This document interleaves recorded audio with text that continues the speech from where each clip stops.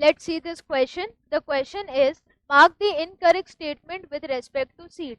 तो यहाँ पर हमें स्टेटमेंट्स दी गई है और सीड के रेस्पेक्ट में इनकरेक्ट ऑप्शन हमें आइडेंटिफाई करना है. तो जो कॉन्सेप्ट यहाँ पर अप्लाई होगा that is seed and its structure. तो अगर हम यहाँ स्टेटमेंट्स को देखें और इनकरेक्ट ढूंढनी है, इनकरेक्ट वर्ड पर फोकस करेंगे.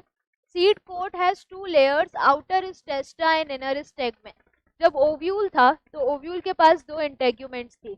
ओव्यूल फर्टिलाइजेशन के बाद सीड बना दिया, तो जो ओव्यूल की आउटर इंटेग्यूमेंट थी वो किस में कन्वर्ट हो गई, आउटर सीड कोट टेस्टा में. और ओव्यूल की जो इनर इंटेग्यूमेंट थी वो कन्वर्ट हो गई इनर सीड कोट यानी टेगमेन में. तो ये तो बिल्कुल सही है.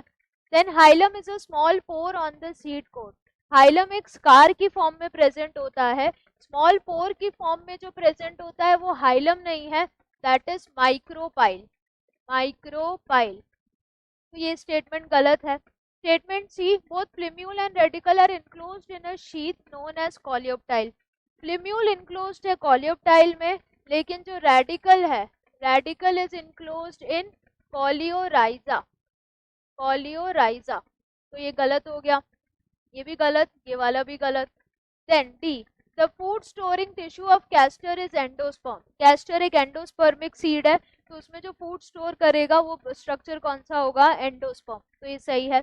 E, generally monocots have non endospermic seed except some like orchids. ये उल्टा लिखा हुआ है. जनरली जो डाइकॉट्स होते हैं जैसे कि ग्राउंडनट और पी, उसमें एंडोस्पर्म कंज्यूम हो जाता है तो वो नॉन एंडोस्पर्मिक सीड होते हैं, लेकिन जो ऑर्किड है वो एंडोस्पर्मिक है. अ dicot embryo consist of embryonal axis और 2 कॉटिलिडन, तभी वो डाइकॉट है. तो हमसे इनकरेक्ट पूछा है, तो इनकरेक्ट कौन सा हो गया, बी. देन इसके बाद सी एंड ई. तो बी, सी एंड ई.